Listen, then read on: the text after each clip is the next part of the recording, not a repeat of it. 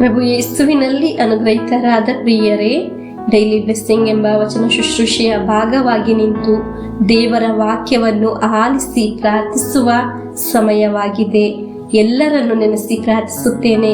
ಕಳೆದ ಒಂದು ದಿನ ಒಂದು ವ್ಯಕ್ತಿ ಸಾಕ್ಷಿ ಹೇಳಿದ್ದು ಹೀಗೆ: ಪ್ರತಿನಿತ್ಯ ನಾನು ಆಲಿಸುವ ವಾಕ್ಯದಲ್ಲಿ ನನ್ನ ಜೀವನವನ್ನು ಸಮರ್ಪಿಸುತ್ತೇನೆ.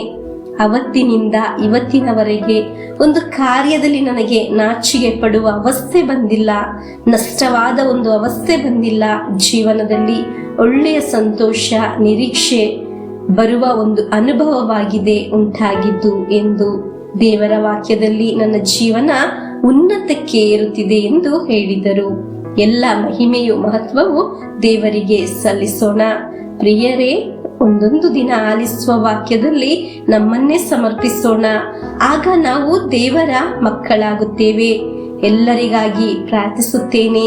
ಪವಿತ್ರಾತ್ಮರೇ ಸಹಾಯ ಮಾಡಿರಿ ಎಂದು ಪ್ರಾರ್ಥಿಸಿ ನಿರೀಕ್ಷೆಯಿಂದ ದೇವರ ವಾಕ್ಯವನ್ನು ಆಲಿಸೋಣ.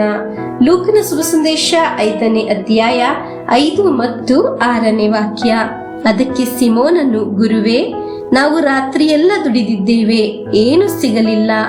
ಆದರೂ ನಿಮ್ಮ ಮಾತಿಗೆ ಬೆಲೆ ಕೊಟ್ಟು ಬಲೆಗಳನ್ನು ಹಾಕುತ್ತೇವೆ ಎಂದನು. ಬಲೆಗಳನ್ನು ಹಾಕಿದ್ದೇ ಮೀನುಗಳು ರಾಶಿ ರಾಶಿಯಾಗಿ ಸಿಕ್ಕಿಕೊಂಡವು, ಬಲೆಗಳು ಹರಿದು ಹೋಗುವುದರಲ್ಲಿದ್ದವು. ಪ್ರಿಯರೇ, ದೇವರ ವಾಕ್ಯವನ್ನು ಆಲಿಸುವಾಗ ನಮಗೆ ಅರ್ಥವಾಗುತ್ತದೆ. ದೇವರ ಮಾತನ್ನು ಕೇಳಿ ಆ ದೋಣಿಯು, ಬಲೆಯು ಅನುಗ್ರಹಿಸಲ್ಪಟ್ಟಿದ್ದು. ರಾತ್ರಿಯೆಲ್ಲ ದುಡಿದು ಏನೂ ಸಿಗಲಿಲ್ಲ ಎಂಬ ಮಾತಿಗೆ ಒಂದು ಸಂಕಟವಿದೆ, ನೋವಿದೆ, ನಿರಾಸೆ ಇದೆ. ನಾವು ಕೆಲವೊಮ್ಮೆ ಹೇಳುತ್ತೇವೆ, ನಾವು ತುಂಬಾ ಪ್ರಾರ್ಥನೆ ಮಾಡಿದೆವು, ಆದರೂ ನನಗೆ ಲಭಿಸಿಲ್ಲ. ಅನೇಕ ಧ್ಯಾನ ಕೂಟಗಳಲ್ಲಿ ಭಾಗವಹಿಸಿದೆವು, ಆದರೂ ನನಗಿದು ಲಭಿಸಿಲ್ಲ. ಕರ್ತರು ಹೇಳಿದ್ದು, ನಿರಾಸೆ ಹೊಂದಬೇಡ, ಪುನಃ ಬಲೆಯನ್ನು ಬೀಸಲು ದೇವರು ಹೇಳುತ್ತಿದ್ದಾರೆ.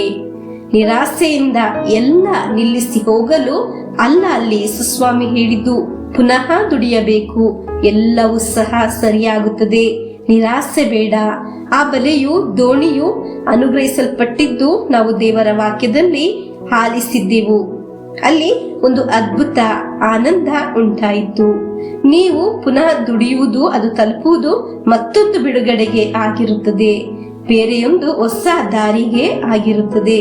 ಪ್ರಿಯರೇ, ನಿರಾಸೆ ಪಡಬೇಡಿ.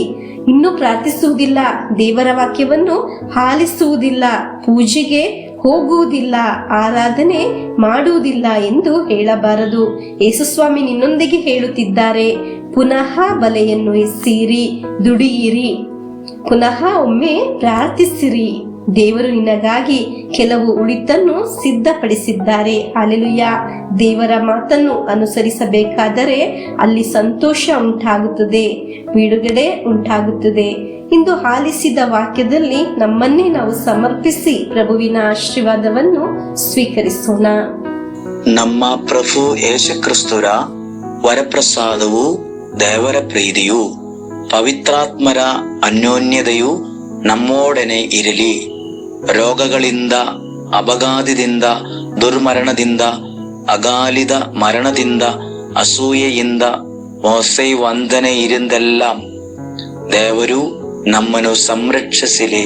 ಹಾಲೆಲೂಯಾ. ಆಮೇನ್.